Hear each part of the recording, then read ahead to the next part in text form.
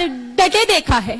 उनकी आंखों में हक परस्ती की, पुरएतमादी की वो चमक देखी जिन्होंने दुश्मनों के अज़ाइम को खाक में मिला दिया।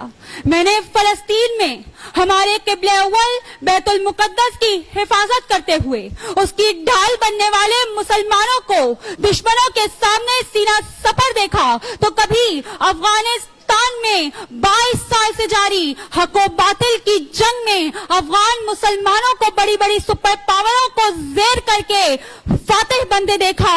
मैंने हिंदुस्तान में वहशी दरिंदों के दरमियान जैशे राम के मुकाबले में अल्लाहु अकबर की सदाएं बुलंद करने वाली मुस्कान खान को देखा तो उसकी आंखों में मुझे पुरएतमादी की वो चमक दिखाई दी जो चीख कर 57 इस्लामी ममालिक के हुक्मरानों को ये पैगाम दे रही थी कि हर हक परस्त आज भी पुरएतमाद है, हर हक परस्त आज भी पुरएतमाद है। जब मैंने बर्मा में नन्हे बच्चे को दहशतगर्दों की गोलियों के सामने एक हाथ में फीडर लिए और एक हाथ में चंद कंकड़ लिए देखा तो उससे सवाल कर बैठी कि ऐ नन्हे बच्चे, क्या तुझे लगता है कि तेरे हाथ में मौजूद ये चंद कंकड़ इन दहशतगर्दों की गोलियों से ज्यादा ताकतवर हैं? तो वो चिल्ला उठा और फिजा में सदा बुलंद हुई कि हाँ, हर हक परस्त आज भी पुरएतमाद है, हर हक परस्त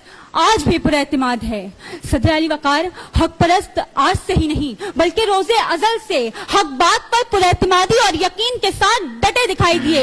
कभी मोहम्मद बिन कासिम बनकर तो कभी मूसा अलैहिस्सलाम बनकर, कभी बिलाल हबशी बनकर तो कभी बिलाल हबशी बनकर तो कभी सद्दाम हुसैन बनकर, कभी सिपाही मकबूल हुसैन बनकर तो कभी इकबाल मसीह बनकर, कभी अल्लामा हाफिज साद हुसैन रिजवी बनकर हक बात पर डट कर ये साबित कर दिया कि मर जाएंगे जालिम की हिमायत न करेंगे, अहरार कभी तर्क रिवायत न करेंगे। हम न शेख न मुल्ला न मसाहिब न लीडर, जो खुद नहीं करते वो हिदायत न करेंगे। शुक्रिया।